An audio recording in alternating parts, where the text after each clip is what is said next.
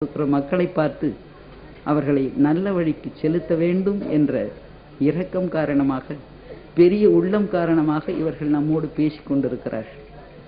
ஓடி ஓடி ஓடி ஓடி உட்கலந்த ஜோதியை நாடி நாடி நாடி நாடி நாட்களும் கலந்து போய் வாடி வாடி வாடி வாடி மாண்டு போன மனிதர்கள் கோடி கோடி கோடி கோடி கோடி கோடி என்பதை புரிந்து கொண்டு அவர்கள் ஆண்டவனோடு இரண்டர கலந்த நிலையிலே இருந்து சற்று நேரம் வெளிப்பட்டு வந்து நமக்காக தன்னுடைய அற்புதமான ஆற்றலை செலவிட்டு பேசிக் கொண்டிருக்கிறார்கள்.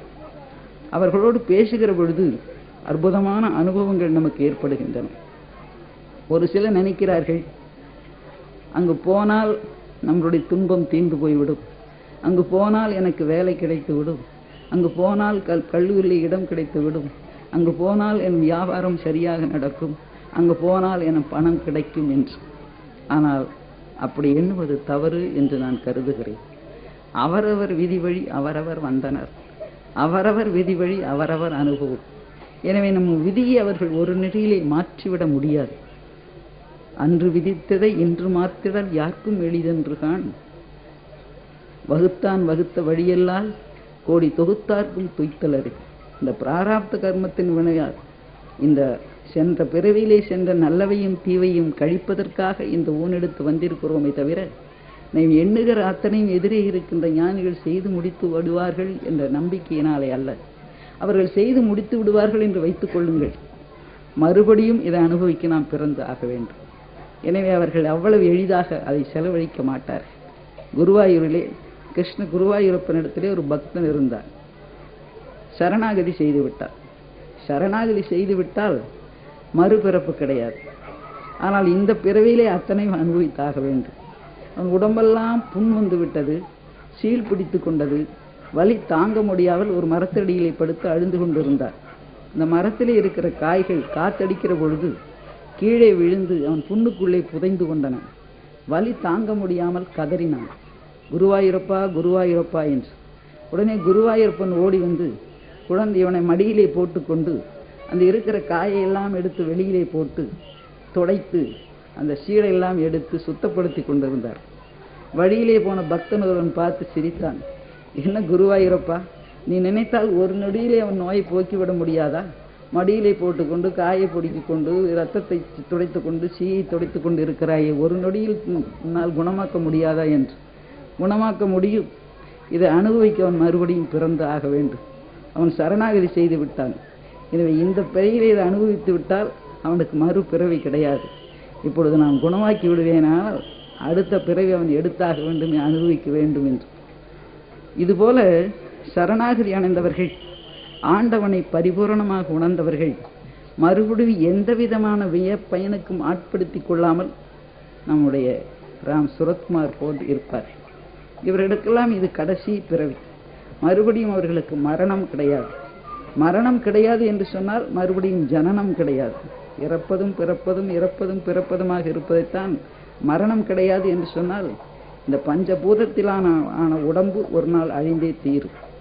ஆனாலும் அவர்களுக்கு மறுபடியும் பிறவி இருக்காது.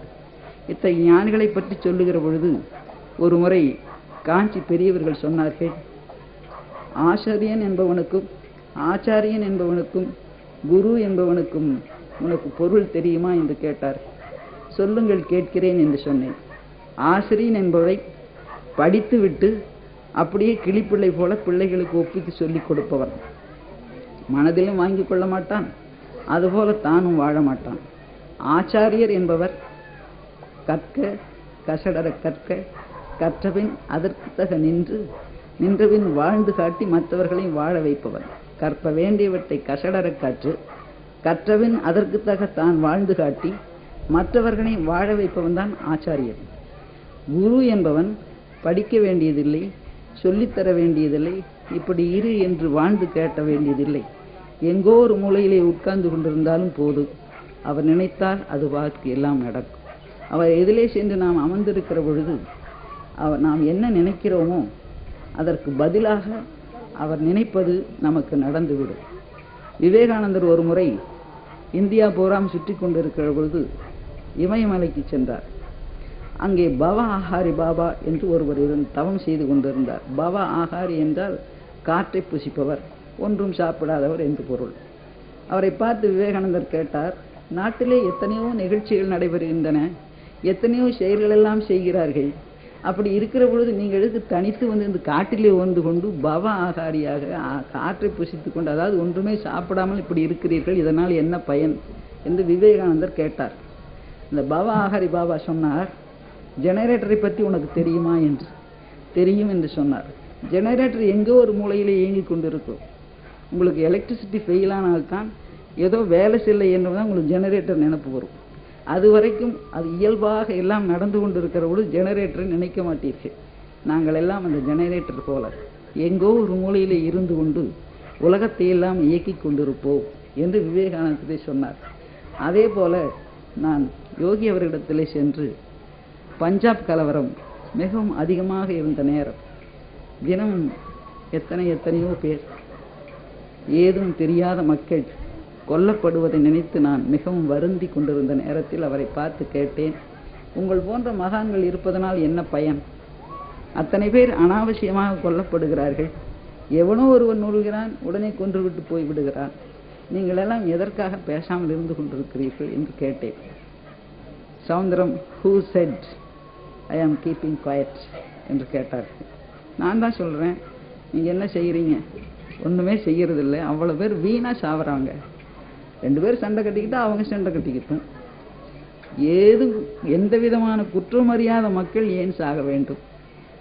அவங்களுடைய விதி என்று சொன்னால் நோய்வாய்ப்பட்டு ஒரு ஆக்சிடென்ட் ஆகி சேர்த்தா நாம் அதை பொருட்படுத்துறதில்லை. எவனோ ஒருத்தர் வந்து சுட்டுட்டு போனால் பொறுப்பாங்க. எனக்கு விவேகானந்தரிடம் அந்த பவ ஆகாரி பாபா சொன்ன பதிலைத்தான் சுவாமிகளும் சொன்னாங்க. நாங்கள் இங்கே இருப்போம் ஜெனரேட்டரை போல, நினைத்து கொண்டுதான் இருப்போம், இயங்கிக் கொண்டுதான் இருக்கும். ஆனால் அது கூட அவரவர் விதி வழி அது நடக்கும். எந்த ஒரு நாட்டுக்கு எது நடக்குமோ அது நடந்துதான் ஆக வேண்டும் என்றார். அதே போல சில ஆண்டுகளுக்கு பிறகு ஸ்ரீலங்காவை பற்றி போய் நான் கேட்டேன். அங்கும் இப்படி அனாவசியமாக இத்தனை பேர் இறந்து கொண்டிருக்கிறார்களே சுவாமி, ரொம்பவும் கஷ்டமாக இருக்கிறது.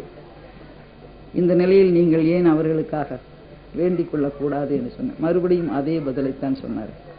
எனவே மகான்கள் அத்தனை பேரும், ஞானிகள் அத்தனை பேரும் நாம் நினைத்ததையெல்லாம் நடத்தி முடித்து விட்டால் ஈசனுடைய விதி என்ன ஆவது? விதி என்று சொன்னால் நாம் நினைத்துக் கொள்கிறோம் தலைவிதி என்று சொன்னோம். 2 நீதிபதிகள் இங்கு இருக்கிறார்கள். விதி என்று சொல்வது ரூல்ஸ் அண்ட் ரெகுலேஷன்ஸ், ஃபேட் அல்ல. விதின்னு இவங்கெல்லாம் கேட்டாங்க, இந்த விதிப்படி இப்படிதான் சொல்லுவாங்க. கோர்ட்டில் ஜட்ஜ்மெண்ட் சொல்லுவோம், இந்த விதிப்படி, இந்த சட்டப்படி, சட்ட விதி, இந்த விதி இல்லை. நம்ம விதிப்படி தான் நடக்கும்னா ரொம்ப பேர் நினைச்சுக்கிறோம் தலை விதிப்படின்னு. அப்படி அல்ல. அந்த விதிப்படி, அந்த விதியை யாராக இறைவனாலேயே மாற்ற முடியாது. அந்த விதித்ததை இன்று மாற்றிடல் யாருக்கும் எளிதென்றுதான் என்று பெரியவர்கள் சொல்லுகிறார். அந்த வகையிலே மகான்களிடம் சொல்லுகிற பொழுது நான் நினைத்த காரியம் நடைபெறுகிறது என்பதை விட நமக்கு ஒரு மனச்சாந்தி கிட்டுகிறது. அவரிடம் சென்று வீற்றிருக்கிற பொழுது ஒரு அமைதி நமக்கு ஏற்படுகிறது. நன்றாக தூங்கி எழுந்தவுடன் நமக்கு ஒரு நிறைவு தெரிகிறதே, வயிறார உண்ட பொழுது நமக்கு ஒரு நிறைவு தெரிகிறதே, நமக்கு மகிழ்ச்சியான நிகழ்ச்சிகள் நடைபெறுகிற பொழுது நிறைவு தருகிறதே, அதுபோன்று ஒரு நிறைவு அவர்களிடத்திலே செய்கிற பொழுது நமக்கு ஏற்படுகிறது. அந்த ஒரு நம்ம இதயத்தை அவர்கள் வருடவும் நெருடவும் செய்கிறார்களே தங்களுடைய அன்பான பேச்சினாலே, அதனாலே நமக்கு ஒரு இன்பம் கிடைக்கிறது, அமைதி கிடைக்கிறது. உலகத்திலே பணம் போட்டு வாங்க முடியாத ஒன்றே ஒன்று எது என்று சொன்னால் அமைதி, நிறைவு. அமைதியும் நிறைவும் விலை போட்டு வாங்கிவிட முடியும் என்று சொன்னால் பணக்காரர்கள் அத்தனை பேரும் வாங்கி விடுவார். அது ஏழைகளுக்கு இல்லை என்றல்லவா ஆகிவிடும். இந்த ஏழைகளுக்கு இருக்கிற நிம்மதியும் நிறைவும் பணக்காரர்களுக்கு கிடையாது. இருக்கிற பணத்தை எப்படி வைத்திருப்பது, எங்கே ஒழித்து வைப்பது, எப்பொழுது எவன் வந்து ரெய்டு பண்ணுவானோ, எப்படி கணக்கு கொடுப்பது, இன்கம் டேக்ஸ்காரனை எப்படி ஏமாற்றுவது என்ற கவலையிலே பணத்தை வைத்திருந்தும் அவர்கள் நிறைவில்லாமல், நிம்மதி இல்லாமல், ஆனந்தம் இல்லாமல், சுகம் இல்லாமல், பொறுமை இல்லாமல் வாழ்ந்து கொண்டிருக்கிறார். ஆனால் அந்த நிறைவை, அந்த அன்பை, அந்த அமைதியை, அந்த ஆனந்தத்தை, அந்த சாந்தத்தை கொடுப்பவர்கள் நம் ரோகி சுமத்குமார் போன்ற மகான்கள். இத்தகைய மகான்கள் இருக்கின்ற காரணத்தினால்தான் பாரத நாடு பழம்பெரும் நாடு, ஊனமன்றில்லாத ஞானமை பூமி, மா ரத வீரர் பலர் வாழ்ந்த நன்னாடு, மா முனிவோர் பலர் வாழ்ந்த பொன்னாடு என்றார் பாரதி.